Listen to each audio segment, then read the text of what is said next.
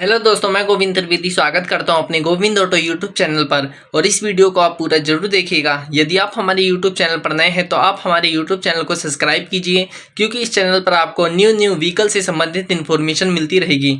तो आज का हमारा जो टॉपिक होने वाला है वो है क्लच प्लेट। बाइक की जो क्लच प्लेट होती है वो किस कारण ख़राब हो जाती है, और जब वो ख़राब हो जाती है तो हमें किस तरीके से पता चलता है कि हमारी जो बाइक की क्लच प्लेट है वो ख़राब हो गई है। तो जब भी हम अपनी बाइक में एक्सीलेटर देते हैं और जो हमारी बाइक है वो लोड मांगती है, उसमें अधिक लोड लगता है, और जिसके कारण क्या है, जो हमारी बाइक है वो भगती नहीं है। ठीक है, हम एक्सीलेटर तो देते हैं पर हमारी जो बाइक है वो भगती नहीं है। तो उस दौरान हमें क्या करवाना पड़ता है अपनी बाइक में, तो क्लच प्लेट हमें डलवानी पड़ती है।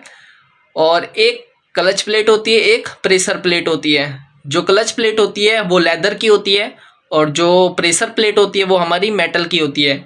तो जो क्लच प्लेट होती है वो लेदर की होती है, और उसका जो लेदर है वो धीरे धीरे घिस जाता है, और घिसने के बाद जब वो अधिक घिस जाता है तो हमारी जो क्लच प्लेट की असेंबली होती है वो पूरी तरीके से ख़राब हो जाती है।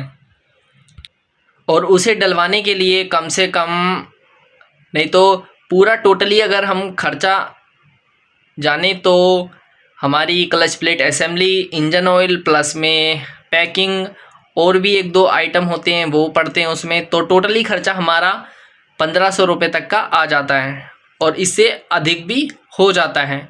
तो किस तरीके से आप 1500 रुपये को बचा सकते हैं, और किस तरीके से जो क्लच प्लेट होती है वो हमें खोलनी चाहिए, क्या क्या कौन कौन से हमें पार्ट्स देखने चाहिए, तो इस वीडियो के अंदर मैं पूरी आपको डिटेल देने वाला हूं। तो इस वीडियो को आप पूरा ज़रूर देखिएगा। हीरो स्प्लेंडर प्लस ये है ओल्ड मॉडल, और इस बाइक में हम एक्सीलेटर दे रहे थे तो ये लोड मांग रही थी, और ये जो गाड़ी है वो भाग नहीं रही थी। तो 17 mm का बोल्ट हमने ओपन कर लिया है। इस बाइक का पूरा इंजन ऑयल हमने निकाल लिया है, और यहाँ पर आप देख सकते हैं, यहाँ पर 17 mm का बोल्ट लगा होता है जो कि सलेंसर की तरफ खुलता है और पीछे के टायर की तरफ टाइट होता है। और हमने ये पूरी क्लच असेंबली ओपन कर ली है इसकी, यहाँ पर आप देख सकते हैं। और ये इसका है JBT पिनियन। इसके टीथ को आपको चेक करना है, इसके दांतों को चेक करना है। इसके जो दांतें हैं वो ज़्यादा घिसे नहीं होने चाहिए, और अगर ज़्यादा घिसे होंगे तो आवाज़ आएगी घुर्र घुर्र की जब भी आप बाइक को स्टार्ट करेंगे। और इस तरीके से फिट नहीं करना है इस JBT पिनियन को आपको, इसे आपको इस तरीके से इसे हम फिट करेंगे यहाँ पर। तो इस तरीके से आपको JBT पिनियन फिट करना है, और इसकी ये जो क्लच की सापट है इसे आपको रोटेट करके देखना है। ये जो बुश है इसमें प्ले होनी चाहिए, और इस बुश के जो पीछे वार्सल होती है एक चौड़ी, वो भी लगी होनी चाहिए। इस पत्ती को आप चेक कर लें थोड़ा सा खींच के, ये जो पत्ती है वो घिसी नहीं होनी चाहिए। यदि ये पत्ती घिसी रहेगी तो हमारे जो गियर है वो सही से वर्क नहीं करेंगे और वो अटकेंगे। और यहाँ पर इसकी जो स्टार वाली पत्ती है उसे भी आप चेक कर लें कि ये अच्छे से वर्क कर रही है कि नहीं। और ये देख सकते हैं ये इसका हब है, और यहाँ पर ये देख सकते हैं ये कटा हुआ है यहाँ पर। तो इसमें आप क्या कर सकते हैं, ग्राइंडर की सहायता से इसे प्लेन कर सकते हैं। जहाँ जहाँ इसके खांचे, इसके दांतों को भी आपको चेक करना है, और जहाँ पर और यहाँ पर बुश लगता है इसमें, तो उसे भी आपको अच्छे से चेक करना है। तो ये इसका जो हब है इसे हमने अच्छे से चेक कर लिया है। और यहाँ पर, और इसके अगर ज़्यादा कटे रहेंगे, इसके साइड में जो दांतें हैं ज़्यादा अगर हब के कटे रहेंगे तो वो आपको ग्राइंडर से या रेती से थोड़े से घिसने हैं और प्लेन कर लेना है। तो कुछ इस तरीके से इसे फिट करना है हमें। ये अभी देख सकते हैं ये फिट नहीं हुआ है, यहाँ पर देख सकते हैं ये जो हब है ये अभी फिट नहीं हुआ है। ये देख सकते हैं कितना फ्री घूम रहा है। और यहाँ पर अगर मैं आपको दिखाऊं तो इसके जो टीथ हैं वो भी मैच नहीं हुए हैं। ये देख सकते हैं इसके टीथ और इसके टीथ अभी मैच भी नहीं हुए हैं। और यहाँ पर देख सकते हैं आप किस तरीके से ये इसका जो हब है वो घूम रहा है। तो ये इस तरीके से फिट नहीं हुआ है हब, और इस तरीके से आपको फिट भी नहीं करना है। और यहाँ पर इसका गैप देख सकते हैं, और इस तरीके से हमने इसे फिट कर लिया है। तो कुछ इस तरीके से इसे आपको फिट करना है। इसके जो टीथ हैं वो देख सकते हैं आप, इसके टीथ और इसके टीथ देख सकते हैं, दोनों मैच है। तो इस तरीके से इसका जो हब है उसकी आपको सेटिंग करनी है। और फिर उसके बाद में आपको वार्सलें लगानी होती है। तो ये देख सकते हैं आप, ये कट वाली वार्सल है, और ये कुछ इस तरीके से लगाएंगे इसमें हम, इसकी सापट में कुछ इस तरीके से लगाएंगे। यहाँ पर लगाने के बाद में आपको ग्रीस लगानी है इसकी सापट के ऊपर। और फिर ये आप देख सकते हैं, ये जो काटर है इसे हमें लगाना है। ये टूटी हुई नहीं है, कई बार लोग बाग सोचते हैं ये टूटी हुई है, ये टूटी हुई नहीं होती। तो ये कुछ इस तरीके से लगेगी, एक ऊपर एक नीचे की तरफ, और अच्छे से ये अपने खांचे में बैठ जाएगी काटर। ये कुछ इस तरीके से, और आपको ग्रीस लगाना है ज़रूर। और फिर उसके बाद में ये वाली वार्सल आती है, ये देख सकते हैं आप, कटोरी वार्सल है, और फिर हम ऊपर से इसे लगा देंगे। तो कुछ इस तरीके से हमने लगा दिया। अब उसके बाद में क्लच प्लेट पहले डालना है, फिर आपको प्रेशर प्लेट डालना है।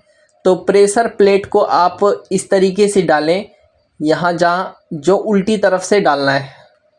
तो प्रेशर प्लेट को आप उल्टी तरफ से डालें। तो ये डाल दिया। फिर उसके बाद में क्लच प्लेट आएगी, फिर उसके बाद में प्रेशर प्लेट आएगी, ये वाली प्रेशर प्लेट, इसे डालना है। इसे भी उल्टी तरफ से डालना है आपको। आप एक तरफ से डालें, अगर आप उल्टी डालते हैं तो उल्टी डालें, सीधी डालते हैं तो सीधी डालें।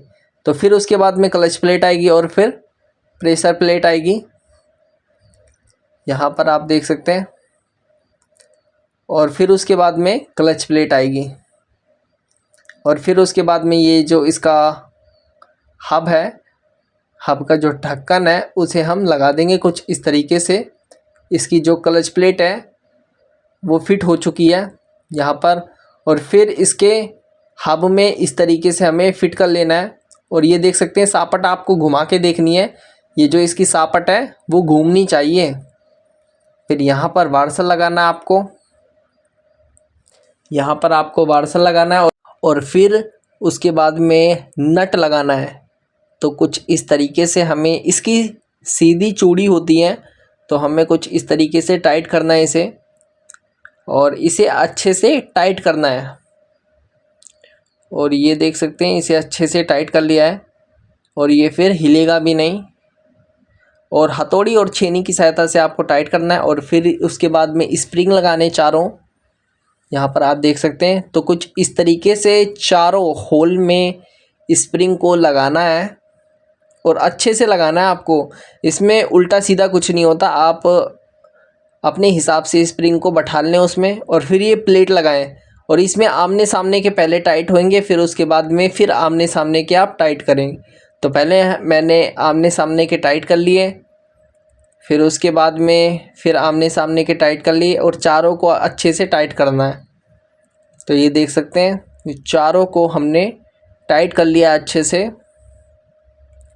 और फिर उसके बाद में ये प्लेट आती है, ऑयल वाली प्लेट, ये हमने लगा दिया। और यहाँ पर एक 8 mm का बोल्ट होता है, और दूसरा भी 8 mm का बोल्ट होता है इस प्लेट के नीचे। फिर हमें बैलेंसर लगाना है।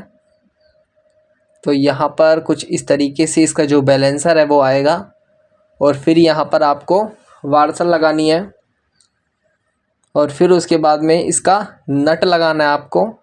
ये भी सीधी चूड़ी का होता है, और इसे आपको फुल टाइट करना है। हथौड़ी छेनी की सहायता से आप टाइट कर लें इसे अच्छे से। और फिर उसके बाद में ये प्लेट लगानी है आपको। इस प्लेट का सेंटर आना चाहिए, उसी में आप स्क्रू टाइट कर दें अच्छे से।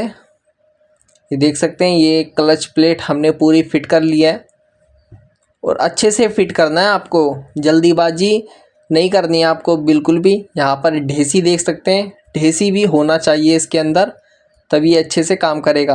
तो सारी चीज़ हमने फिट कर ली। फिर हमने किक का बोल्ट लगा दिया 10 mm का और किक को लगा दिया। फिर उसके बाद में हमने इंजन के टापे के चारों तरफ बोल्ट टाइट कर दिए हैं, इसका गेज टाइट कर दिया है और क्लच की जो वायर है उसे भी हमने अच्छे से टाइट कर लिया है, उसमें थोड़ी सी प्ले होनी चाहिए। और जो हमने फुट रेस्ट के बोल्ट खोले थे उसे भी हमने टाइट कर दिया अच्छे से। और उसके बाद हमने इंजन ऑयल डाल दिया, जो हमारी पैकिंग थी वो सही थी। और यहाँ पर जो क्लच है उसमें हल्की प्ले होनी चाहिए।